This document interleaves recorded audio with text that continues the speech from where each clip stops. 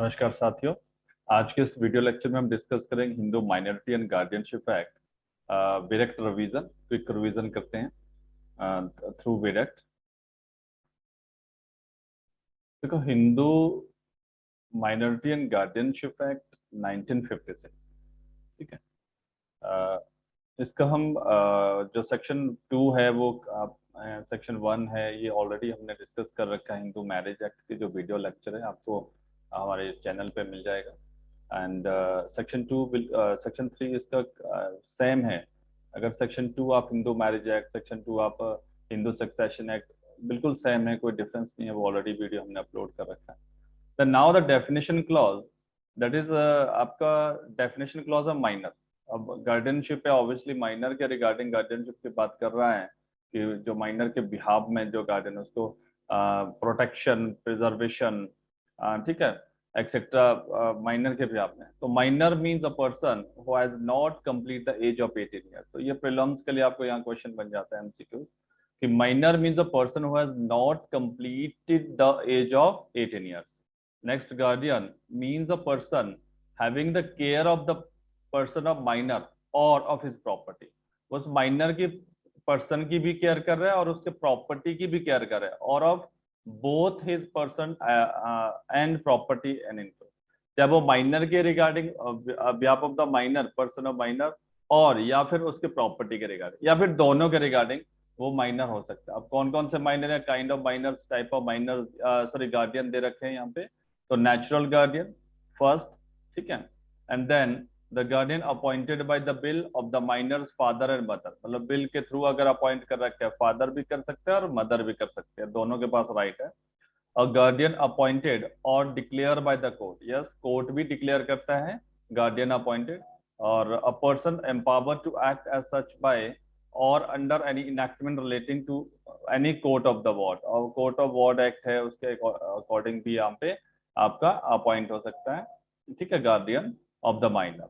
Natural guardian means any of the guardian mention in section 3। अब ये बोलता है नेचुरल गार्डियन कौन से, उसके लिए स्पेशल यहाँ पे सी क्लॉज डाला है। जो सेक्शन 6 के अंडर आएंगे वो उनको हम नेचुरल गार्डियन बोलेंगे। Then overriding effect, save as expressly otherwise provided this act, any text, rule or interpretation of Hindu law, any custom, uses as part of that law in force immediately before the commencement of this act shall cease to have effect with respect to any matter for which provision are made in this act। ये मतलब guardian के regarding जो भी, जब ये act आया 1956 में, उससे पहले, इस एक्ट के आने से पहले कोई भी रूल, कोई भी टैक्स, कोई भी custom etcetera uses regarding the guardianship, वो सारे सीज हो जाएंगे। अब आज के बाद, मतलब 1956 के बाद जब ये एक्ट आया, उस एक्ट आने के बाद जितने भी गार्डियनशिप अपॉइंट हो गए वो अकॉर्डिंग टू हिंदू माइनॉरिटी और गार्डियन इस एक्ट के अकॉर्डिंग होंगे। Any law in force immediately before the commencement of it shall cease to have effect so far as inconsistent with any of the provision content. या कोई law जो already provide कर रखा था, law बना हुआ था, ठीक है, अकॉर्डिंग टू लॉ, ऐसा कोई लॉ जो इनकंसिस्टेंट है, मतलब इस एक्ट से मेल नहीं खाता, इस एक्ट के प्रोविजन को कंट्रावेंशन करता है, ठीक है, वो लॉ भी सीज हो जाएगा, ठीक है। बट आफ्टर 1950 जब ये एक्ट आया, उसके बाद आपका जो भी आपका गार्डियनशिप और माइनर के रिगार्डिंग जो भी मैटर होगा वो डील होगा according to minor and guardianship. Now the first type of guardian, that is natural guardian of the Hindu minor. देखो, नेचुरल गार्डियन जो नेचुरली है, तो then natural guardian of Hindu minor in respect of the minors person as well in respect of minor property, both included है। But यहाँ पे एक चीज ध्यान रखना, excluding his or her undivided interest in joint family property.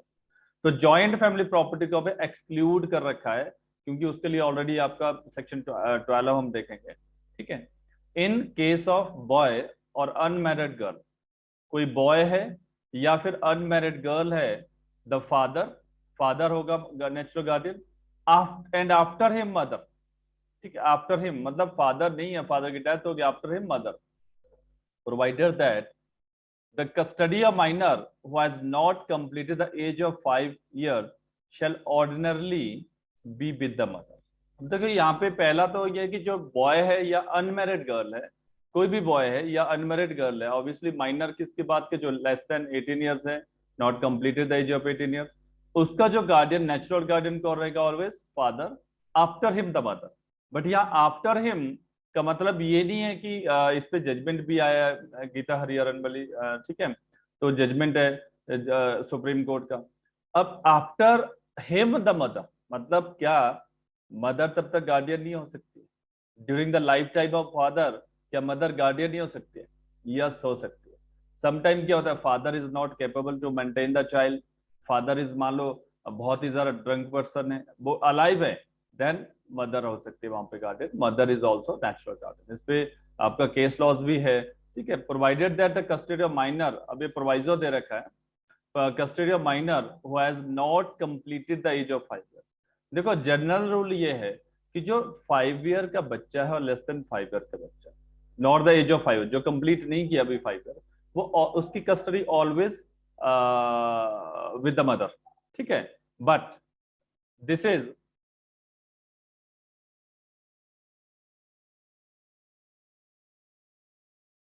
ठीक है, but this is not hard and fast rule.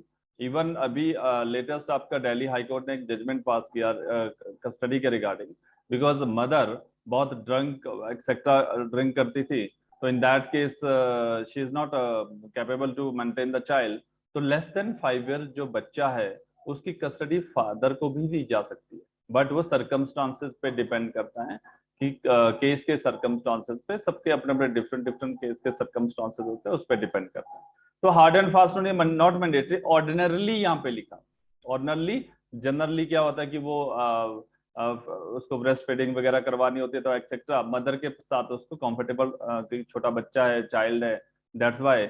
Otherwise ये हार्ड एंड फास्ट रूल नहीं है। अगर वो मदर कैपेबल नहीं है उसको मेंटेन करने के लिए, तो वो फादर भी कस्टडी ले सकता है less than 5 year child. The next in B, in case of illegitimate boy or illegitimate unmarried girl, the mother and after her the father, ठीक है। तो इसका मतलब जो ऊपर बात कर रहे थे वो लेजिटिमेट की बात कर रहे थे, लेकिन इलेजिटिमेट के रिगार्डिंग यहाँ पे डिफरेंट, यहाँ पे बी क्लॉज दिया है। जो इलेजिटिमेट बॉय होता है या इलेजिटिमेट अनमैरिड गर्ल, उसके रिगार्डिंग मदर होगा यहाँ पे, और after her the father, after her father. First guardianship right किसको दिया गया? मदर को दिया गया, आफ्टर फादर। लेकिन जो लेजिटिमेट हो गया क्लॉज ए में, आप इंटरप्रिटेशन उसको लेजिटिमेट कर लो, तो then boy and unmarried girl, but father and after him the mother, ठीक है। In case of married girl, अब मैरिड गर्ल को के रिगार्डिंग कौन गार्डियन होगा? हस्बैंड होगा। Provided that no person shall be entitled to act as natural guardian of minor under the provision of this act if he has ceased to be, ठीक है। अब ये यहाँ पे कुछ कंडीशन दे रखे कि कौन माइनर का गार्डियन नहीं हो सकता। अगर कोई कन्वर्ट कर जाता है, सीज कर जाता है, हिंदू से मान लो मुस्लिम हो जाता है, हिंदू से क्रिश्चियन कन्वर्ट कर जाता है, तो वो गार्डियन नहीं हो सकता। If he has been completed and finally renounce the world by becoming hermit और एसेटिक ऑफ द, ठीक है, अगर कोई सन्यास ले लेता है, पूरे मतलब गृहस्थ जीवन को त्याग देता है, तो वो भी गार्डियन नहीं हो सकता। इन this section expression father and mother do not include stepfather and stepmother. So that is also MCQs और इंटरव्यू क्वेश्चन है आपका कि क्या स्टेप फादर और स्टेप मदर भी नेचुरल गार्डियन में इंक्लूड होंगे? नो, ठीक है, दे आर नॉट इंक्लूडेड। तो then step mother step father not included. The next is very important, natural guardian of adopted son. देखो ये तो नेचुरल सन था आपका, जो ऑब्वियसली हस्बैंड वाइफ है, जो उस वाइफ उनका जो सन है उसके रिगार्डिंग। अब मान लो हस्बैंड वाइफ ने कोई सन अडॉप्ट किया है या कोई डॉटर अडॉप्ट किया है, तो इसके रिगार्डिंग क्या रहेगा?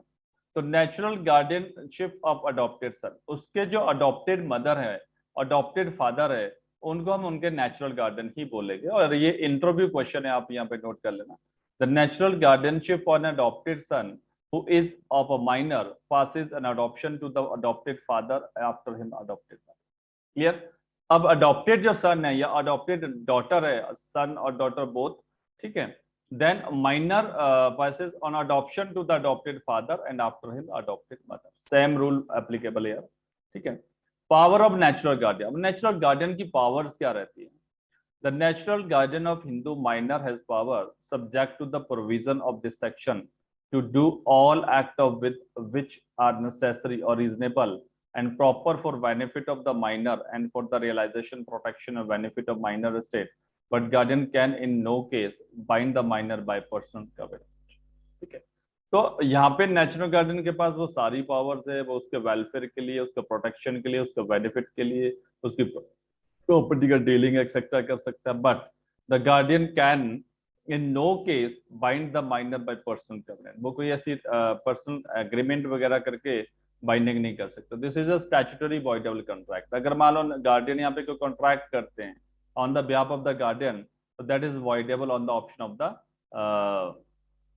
minor. Although minor is not party of the contract, minor उस contract की party भी नहीं है, तब भी जनरल रूल है कि स्ट्रेंजर कैन नॉट सू, जो कॉन्ट्रैक्ट में स्ट्रेंजर है वो सू नहीं कर सकता, but this is statutory contract, statutory voidable contract बोलेंगे। यहाँ पे माइनर का राइट है, अगर मान लो गार्डियन ने कोई कॉन्ट्रैक्ट कर भी दिया on the behalf of the minor, पर लेटर ऑन वो that is voidable at the option of the minor के ऊपर डिपेंड करता है। The natural guardian shall not, without the previous permission of the court, mortgage or charge or transfer by sale, gift, exchange, or otherwise any part of immovable property of the minor, lease any part of such property for term exceeding 5 years or term extending more than 1 year beyond the date on which the minor will attain majority. Any disposal of immovable property by natural guardian in contravention of subsection 1, subsection 2 is voidable at the instant of minor by person claiming under it. तो clear है यहाँ पे कि without permission of the court आप कोई भी property का dealing नहीं कर सकते, like mortgage, charge, transfer, lease etcetera, and then no court shall grant permission to the natural guardian to do the act mentioned in subsection 2 except in case of necessity or evident advantage of the matter. और जब आप court में apply करोगे इन matter के regarding, तो then court भी यहाँ पे देखेगा कि क्या एक्चुअल में जो एक्ट आप कर रहे हो, जो आप यहाँ पे ट्रांसफर कर रहे हो, जो डीलिंग कर रहे हो, क्या वो बेनिफिट ऑफ द चाइल्ड है, क्या वो नेसेसिटी है। तो ठीक है, अगर कोर्ट को लगता है then court order, otherwise not. ठीक है, then next the guardian and ward act. अब इसके साथ आपको कॉम्प्लीमेंट्री सप्लीमेंट्री आपको 1890 का जो गार्डियन वार्ड एक्ट है, जो जनरल गार्डियन वार्ड एक्ट है, वो भी आपको रेड करना है। shall apply to and in respect of application for obtaining of the permission of the court under subsection 2 in all respect as if it were an application for obtaining the permission of the court under section 29 of the act, and in particular proceeding in connection with the application shall be deemed to be proceeding under that act within the meaning of section 4A of thereof.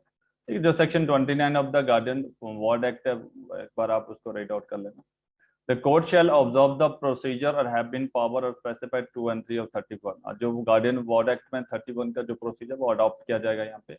An appeal shall lie from an order for court refusing permission of the natural guardian to do any of the act mentioned in subsection 2, section 2 the court to which appeal ordinarily lie from the decision of the court. Then this court means the city civil court or district court, obviously empower under section 4A of the guardian and ward act। ठीक है, तो जो district court में ही आपका applicable होगा ये application, तो वो आपका देखो, अगर आप इसके रिगार्डिंग सेक्शन 2 देखना, act to be supplementary to act 1890, the provision of this act shall be in addition to and not save as herein expressly provided in derogation of guardian and ward act 1890। तो 1890 के जो rule है वो यहाँ पे भी applicable है जब कोर्ट इस एक्ट के अंदर कोई एप्लीकेशन डील कर रहा है। ठीक है, तो दिस इज ऑल अबाउट आपका पावर्स। नेक्स्ट जो हम सेक्शन कर रहे हैं that is testamentary guardian and their powers. Testamentary guardian and their power. ठीक है, सेक्शन 9 के अंदर a Hindu father entitle to act as the natural guardian of minor legitimate children. अब देखो यहाँ पे स्पेशली लिखा है legitimate children may by will. Testamentary मतलब आपने बिल बना रखी है, और जो बिल बना के बिल के थ्रू कोई गार्डियन है उसकी क्या पावर है, और कौन बिल बना के बिल में गार्डियन अपॉइंट कर सकता है, वो सब रूल यहाँ पे दे रखा है। By will appoint a guardian for any of them in respect of the minors person or in respect of the minors property other than the undivided interest refer to in section 12 और respect of the board. ये तो clear है कि undivided जो interest है कोपार्सन property उसको अलग रखा गया है क्योंकि वो सेक्शन 12 के अकॉर्डिंग डील होगा। बट कोई भी लेजिटिमेट चिल्ड्रन है, उसके जो फादर है, हिंदू फादर है, वो बिल के थ्रू गार्डियन अपॉइंट कर सकते हैं। ठीक है, मान लो फादर है, फादर ने बिल बना के रखी है, ठीक है, और इन्होंने एक्स को एक गार्डियन अपॉइंट कर दिया। अब फादर की डेथ होने के बाद ऑब्वियसली बिल कब ऑपरेट होती है? After the death of the testator. तो देन वो बिल में अपॉइंट कर सकते हैं through bill. An appointment made under subsection 1 shall have no effect if the father predeceased the mother, but shall revive if the mother die without appointed by bill any person as guardian. तो यहाँ पे ध्यान रखा, mother भी bill बना सकती है, mother भी बिल बना सकती है, मान लो वाई को अपॉइंट कर। अब ये जो टेस्टामेंट्री सक्सेशन है, सॉरी टेस्टामेंट्री गार्डियनशिप है, ये कब एप्लीकेबल होगा? जैसे फादर है एंड मदर है, ठीक है। मान लो सपोज मदर डाइट, मदर की ऑलरेडी डेथ हो चुकी है, देन फादर ने एक बिल में अपॉइंट कर दिया गार्डियन, ठीक है, वाई को गार्डियन अपॉइंट कर दिया। अब after the death of father Y is the testamentary guardian, because mother नहीं है वहां पे, मदर ऑलरेडी डाइड है, ठीक है, तो यहाँ पे आपका वाई यहाँ पे टेस्टामेंट्री गार्डियन। मान लो second situation, father, mother alive है, मदर अलाइव है और फादर ने बिल बना के रखी है, उसमें एक्स को गार्डियन अपॉइंट कर। Now the suppose father died but mother alive है, तो यहाँ पे बिल में अगर मैं टेस्टामेंट्री गार्डियनशिप अपॉइंट कर भी रखा है तो ये ऑपरेटिव नहीं होगा तब तक जब तक मदर है, because mother is a natural guardian, तो नेचुरल गार्डियन को ज्यादा राइट है। तो अब मदर है तो मदर ही अभी गार्डियन रहेगी जब तक मदर है। After the death of mother दो सिचुएशन रहती है, मदर की डेथ हो जाती है विदाउट अपॉइंटिंग गार्डियन, उसने कोई गार्डियन अपॉइंट नहीं किया, तो इन दैट केस वाई फिर गार्डियन रहेगा, टेस्टामेंट्री गार्डियन जो फादर ने अपॉइंट कर रखा, ठीक है, after death of mother.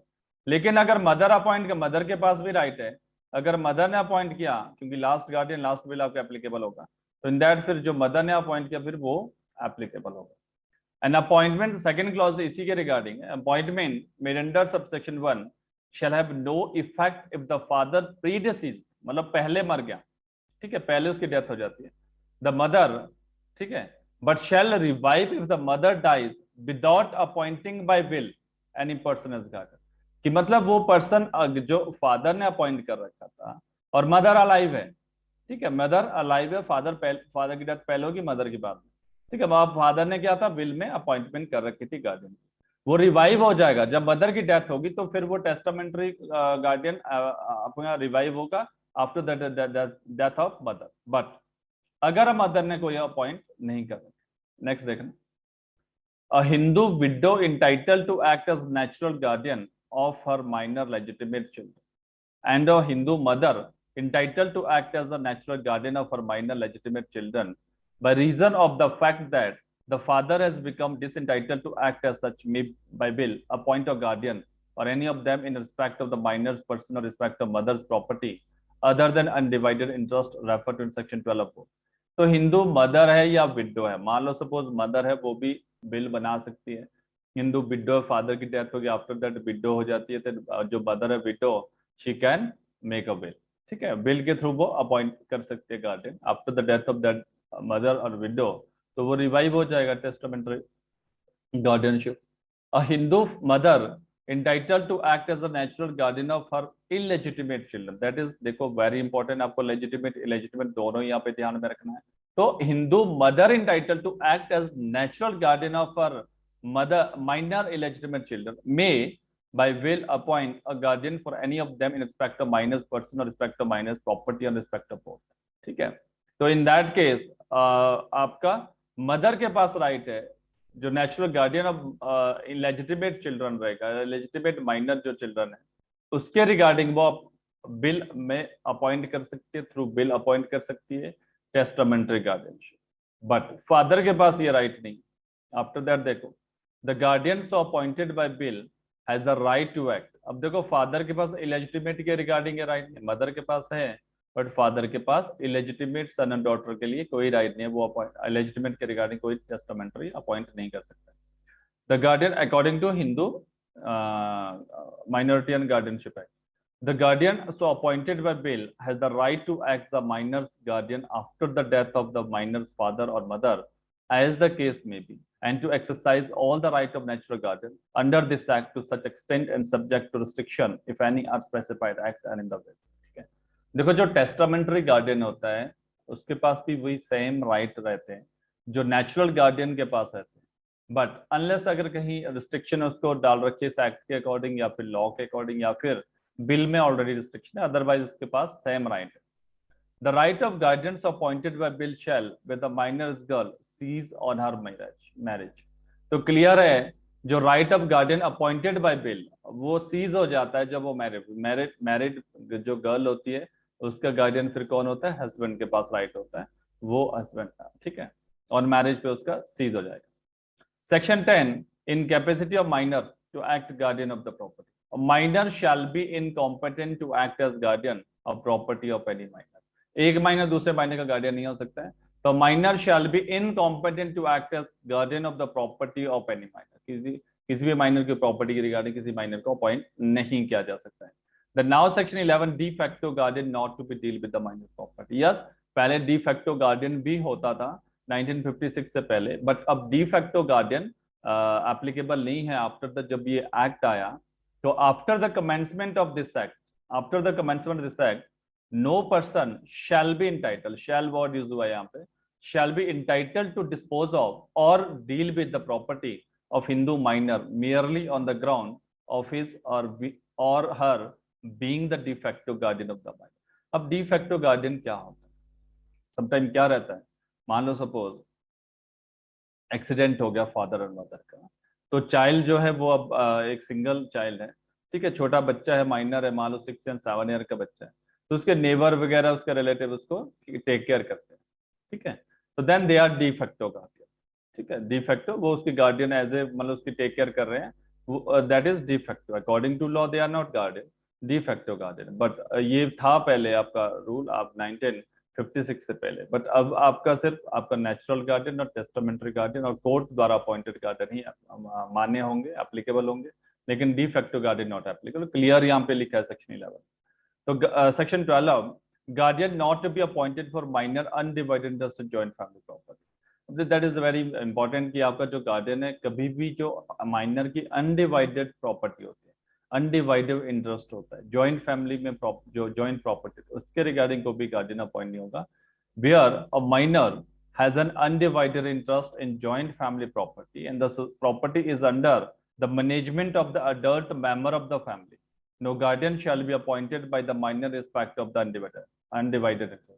Adult member of family करता, क्योंकि जॉइंट फैमिली में ऑलरेडी करता होता है जो गार्डियन होता है of the minor joint family property के रिगार्डिंग, तो इन दैट केस उसके रिगार्डिंग जॉइंट फैमिली जो जॉइंट प्रॉपर्टी तो उसके रिगार्डिंग कोई गार्डियन अपॉइंटेड नहीं हो सकता है, provided that nothing in this section shall be deemed to affect jurisdiction of the high court to appoint a guardian in respect of such interest. But exceptional cases में अगर कहीं लगता है तो हाई कोर्ट के पास पावर है, उसकी जुरिस्डिक्शन उसकी पावर को यहाँ पे अफेक्ट नहीं करेगा, वो अपॉइंट कर सकता है जॉइंट फैमिली प्रॉपर्टी के रिगार्डिंग भी। तो यहाँ पे आपको एमसीक्यूज बन जाता है कि हाई कोर्ट के पास पावर है। Then in the last, the welfare of minor to be paramount consideration. जब भी इस एक्ट के अंदर जितनी भी एप्लीकेशन आपका डिसाइड होता है, जितने भी पिटीशन आपकी डिसाइड होगी, तो उसका जो वेलफेयर ऑफ माइनर उसको ध्यान में रखते हुए हमेशा कंसिडरेशन होगा। In the appointment of the declaration of any person as guardian of Hindu minor by a court, the welfare of minor shall be paramount consideration. No person shall be entitled to guardianship by virtue of the provision of this act or by any law related to guardianship and marriage among Hindus, if the court is of opinion that his or his guardianship will not be welfare of the minor। देखो इसका मतलब ये नहीं है कि अगर वो according to this act guardian है, बट कोर्ट यहाँ पे जो कंसिडरेशन देखा वेलफेयर ऑल ओवर जो personality development of the minor, ठीक है, उसका बेनिफिशियल एक्सेट्रा नेसेसिटी, ये सब कोर्ट यहाँ पे डिसाइड करेगा। जो मेन फोकस मेन रहेगा जो माइनर का वेलफेयर है कि उसकी पर्सनल डेवलपमेंट, उसके लिए बेनिफिशियल, उसके लिए नेसेसरी एक्सेट्रा अगर है देन कोर्ट अपॉइंट करा, अदरवाइज नॉट, ठीक है। तो दिस इज ऑल अबाउट आपका एक्ट के रिगार्डिंग आपका डायरेक्ट रिवीजन, आपका प्रीलिम्स में होप की काफी आपको हेल्प मिल जाएगी यहाँ पे, ठीक है। एंड जिन्होंने अभी तक सब्सक्राइब नहीं किया है तो वो प्लीज हमारे चैनल को सब्सक्राइब कर दीजिएगा और बेल आइकन को भी क्लिक कीजिएगा ताकि आपको नेक्स्ट वीडियो की नोटिफिकेशन भी मिलती रहे। एंड आप अपनी कोई क्वेरीज होती है तो आप उन क्वेरीज को आपका कमेंट्स सेक्शन में आप ऐड कर सकते हैं, हमें कमेंट्स कर सकते हैं, ठीक है। तो ताकि हम आपकी क्वेरीज को, आपके डाउट को क्लियर कर सकें। एंड अगर आपको इसके एमसीक्यूज प्रैक्टिस करनी है तो उसके लिए आप डिस्क्रिप्शन में लिंक है हमारी ऐप का, आप ऐप को वहाँ पे डाउनलोड कर सकते हैं, ताकि आप इन एक्ट जो बेरक्ट और विजन कर रहे हैं उसका एमसीक्यूज प्रैक्टिस कर सकते हैं, फ्री ऑफ कॉस्ट है ऐप पे। और ये सारी वीडियो ऑलरेडी हमने अपलोड कर रखी है ऐप पे, तो वहाँ पे आप इनको भी एक्सेस कर पाएंगे। धन्यवाद।